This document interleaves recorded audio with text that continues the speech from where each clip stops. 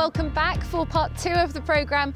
We thought we would bring you here to the grandeur and magnificence of Vienna. No longer an imperial capital, but still, of course, very much the capital of Austria.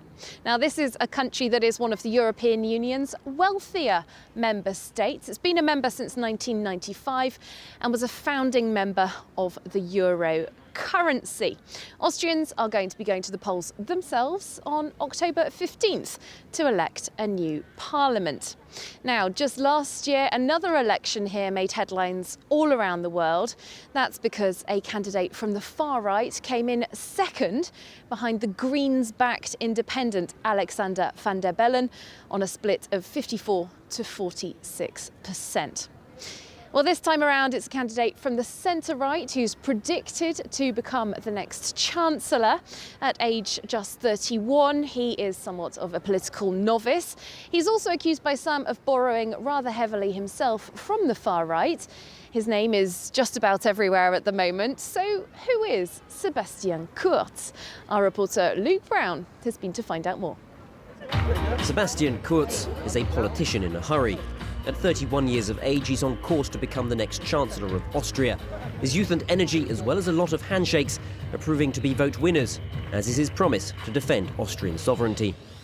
We should decide ourselves who can immigrate, and not leave it up to the people smugglers. I have always been against an unlimited welcome for immigrants in Europe, and I remain on that line.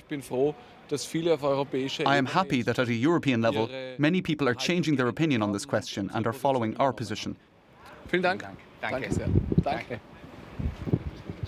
As he presses the flesh in Salzburg, Kurz turns on the charm for potential voters. His personal popularity has propelled the Austrian People's Party, the OVP, to the top of the polls. His inexperience outweighed by voters' desire to shake up Austria's creaking political system. At least he is a breath of fresh air for the OVP. And we need someone who doesn't come from the party machine.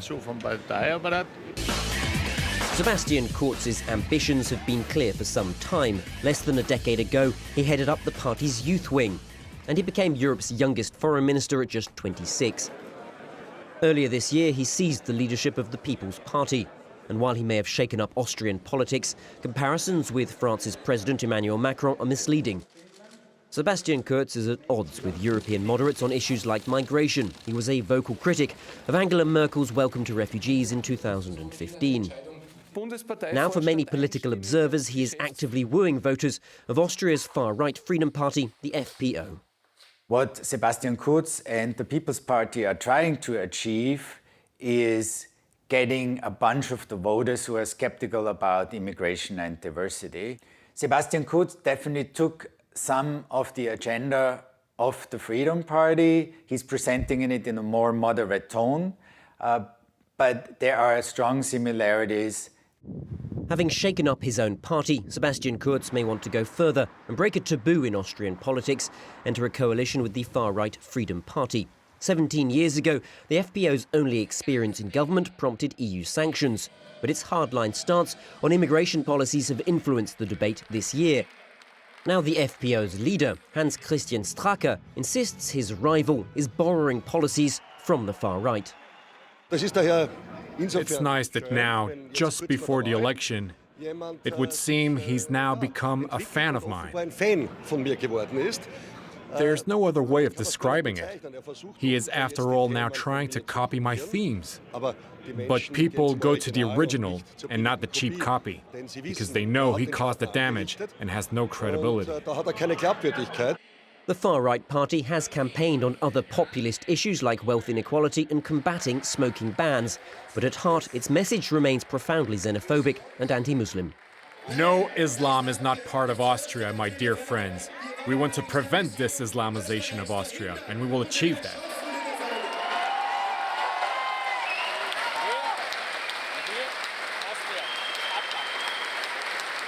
Back in Salzburg, Kurz works the crowd with seemingly boundless energy.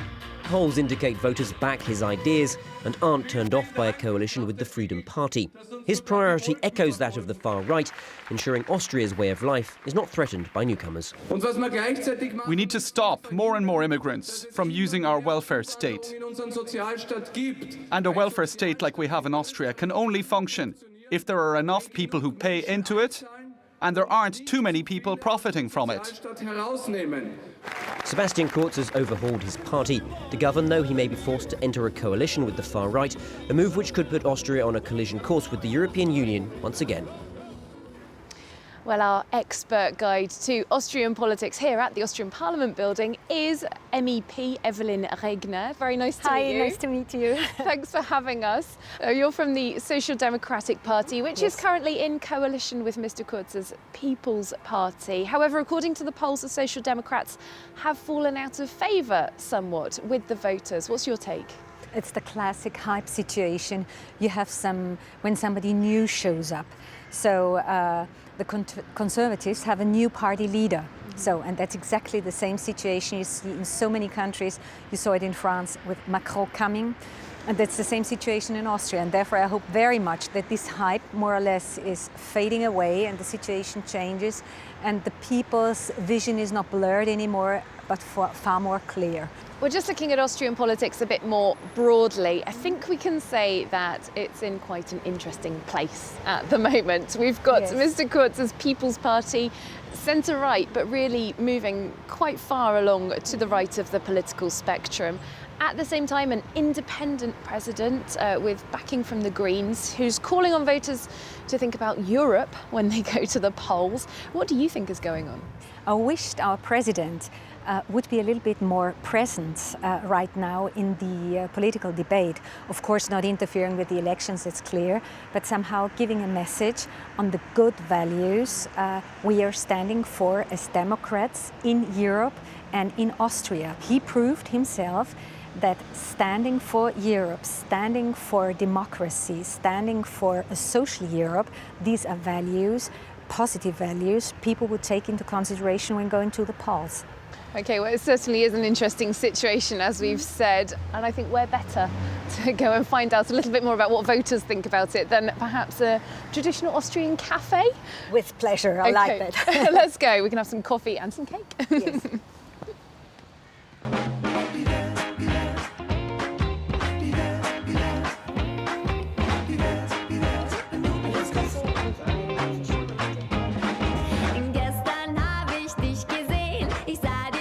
So what I'm scared of after the elections is that if, for example, the right-wing party would win, the European Human Rights Convention that was signed in the 1950s might be revoked from the right extreme party, and that would have a big impact on Austria and on the people living in Austria, and it would have an impact on the rest of the European Union as well as Europe itself.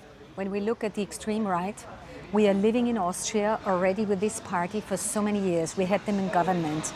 It seems somehow people got used to it, but nevertheless, it's a party that is deeply anti-democratic, deeply anti-European. I was not born in Austria. I came here with 6 years from Serbia and got the citizenship when I was 16 years old. Every couple of years I have to go to the ambassador and to get a new visum. And every time that I did, I feel like I'm not an Austrian. And I like the EU that they open the borders and you can live in every place in the EU that you want. And when I see in other countries where the far right party has won, and that's a very dangerous thing, a very dangerous situation. When you look at Hungary or when you look at Poland, for example, or when you look at...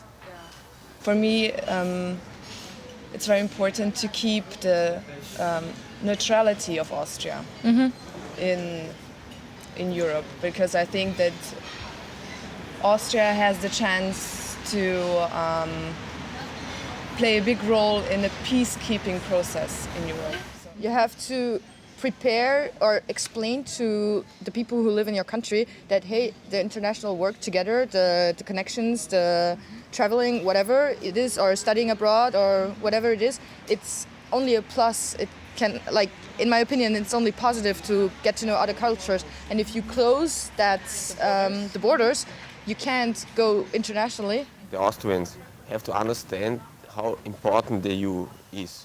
They have no European feeling. They don't see each other as a European family. Yeah, that's something we have to learn all together.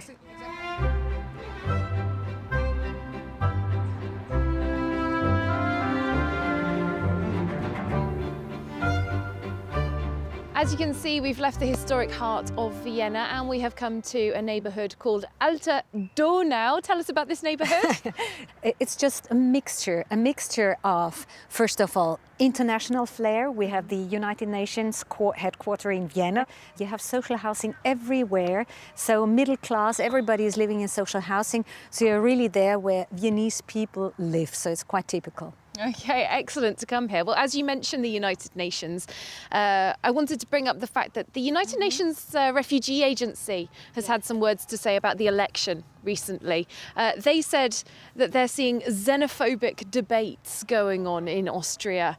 Now, the issue of migration has been a huge theme here. We had more than 80,000 people arrive in Austria in the year 2015. It is a legitimate concern for many Austrians. That's 1% of the population. But at the same time, is it being used as a political football? Austria really did its homework and doing everything in order to offer integration for refugees arriving here.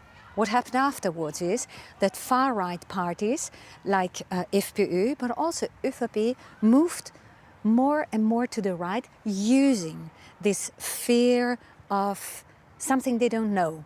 As long as they are playing with this fear, it's good for them. And so they use the topic of the migrants again and again. We know that Sebastian Kurz wants to cut the amount of benefits that migrants can receive and also cap those benefits. There's a ban on full face veils, a so-called burqa ban, and other laws that have come in regarding integration. Do you feel that these policies are going in the right direction? It's quite cheap to talk about the burqa ban because that's really, I would say, a peanut topic. And then somehow you don't talk about the really important issues that touch people's lives, like education, school, what to do with them, what to do with all those about these kids that are arriving and have to be integrated at school. They really have to do something about kindergarten, about housing, how to finance that. And these are the real questions. And so somehow they try to talk about something that's not the real questions of life. Certainly are very big issues for many, many Austrian voters. Thank you so much for talking to us about them and all the other things that we've discussed today on France 24. Evelyn With pleasure. Wagner, thanks for your time. And while we're talking about integration, our reporter Luke Brown has been out around Austria to find out how these new measures are impacting on newcomers to this country. Freedom and solidarity, taxation and good neighbourliness. Learning the basics about Austrian society. For this class of Farsi speakers from Afghanistan and Iran, this lesson in integration will help them be part of their new homeland. I want to live here, and I want to understand the laws and rules in Austria. This day-long class has a double objective: ensure newly arrived migrants understand their rights as well as their responsibilities. Since the migrant crisis of 2015, 31,000 people have taken the course. A fraction, though, of the total of 130,000 people who have applied for asylum in Austria in that period. That's why from October 1st, the integration class will become compulsory for new arrivals. It shouldn't be coincidence whether people integrate in this country or not.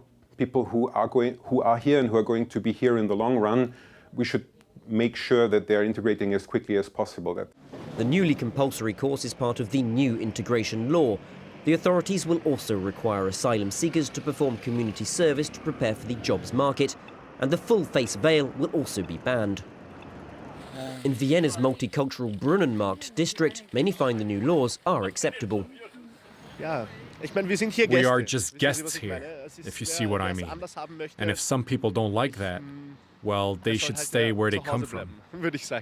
The law is the brainchild of Sebastian Kurz, the current foreign minister and likely next chancellor. Migration has been a major issue in this year's election, benefiting the populist and xenophobic party, the FPO.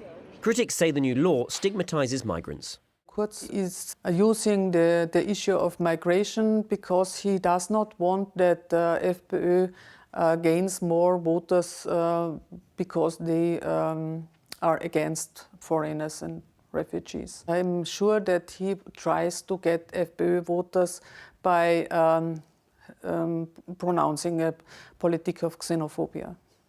With its calls to defend traditional Austrian values, the law does appeal to voters on the far right of the political spectrum. And for the vice president of the far-right FPO, Norbert Hofer, integration must come second to defending Austria's national identity. We now have approximately 700,000 Muslims in the country. For such a small country, so fashioned by Christianity, that is a big challenge. We are prepared to help and do a lot, but it must be within the parameters of allowing one's own identity to survive. Norbert Hofer was narrowly defeated in last year's presidential election. Now his far-right party is riding high in the polls and could enter a governing coalition, meaning the issues his party holds dear and its hard line on immigration are likely to remain in the spotlight.